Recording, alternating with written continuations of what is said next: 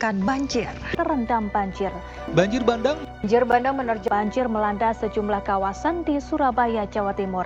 Dalam 20 tahun terakhir, banjir telah menjadi bagian dari kehidupan kita.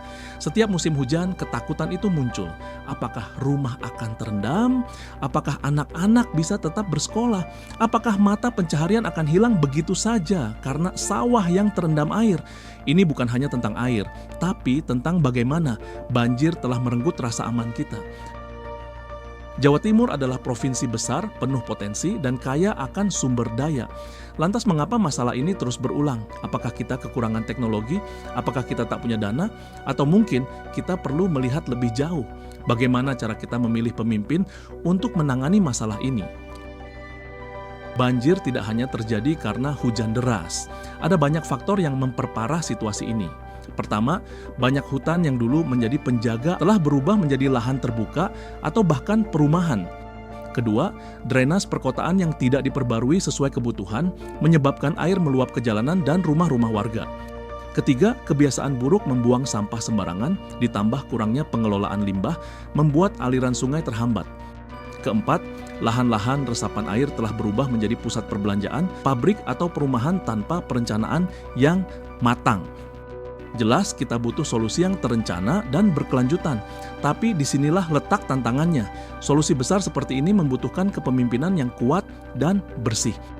Coba kita pikirkan sejenak, apa yang membedakan daerah yang berhasil mengatasi masalah banjir dari daerah yang tidak?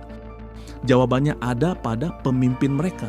Pemimpin yang baik adalah mereka yang bisa melihat masalah secara menyeluruh, merancang solusi yang efektif, dan yang paling penting, mendengar suara rakyat. Namun, apa yang terjadi jika kita memilih pemimpin hanya berdasarkan uang? Ya, politik uang telah menjadi salah satu masalah terbesar dalam demokrasi kita. Ketika pemimpin terpilih bukan karena visi dan kemampuannya, tapi karena amplop yang dibagikan, maka kita tidak bisa berharap banyak. Mereka yang membeli suara akan mengutamakan kepentingan kelompok kecil, mereka yang mendanai kampanye mereka, bukan kepentingan rakyat banyak.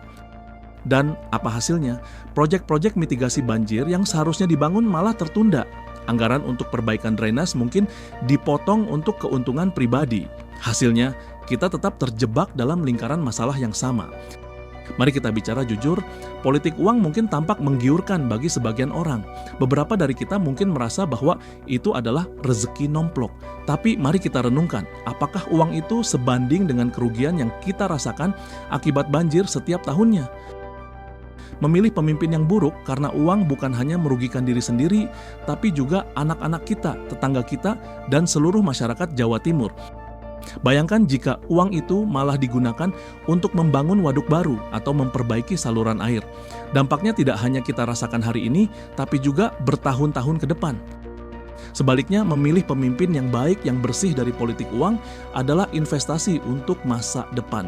Pemimpin seperti itu akan memastikan bahwa anggaran digunakan dengan benar, proyek dikerjakan dengan transparan, dan hasilnya bisa dinikmati oleh semua orang, bukan hanya oleh segelintir orang yang diuntungkan. Tentu, perubahan besar tidak bisa terjadi hanya dengan mengandalkan pemimpin. Kita semua, rakyat Jawa Timur, punya peran penting dalam menyelesaikan masalah banjir ini. Jawa Timur adalah provinsi besar dengan potensi yang luar biasa. Kita punya sumber daya manusia yang cerdas, budaya yang kaya, dan semangat gotong royong yang tinggi. Masalah banjir sebesar apapun bisa kita selesaikan jika kita bersama-sama.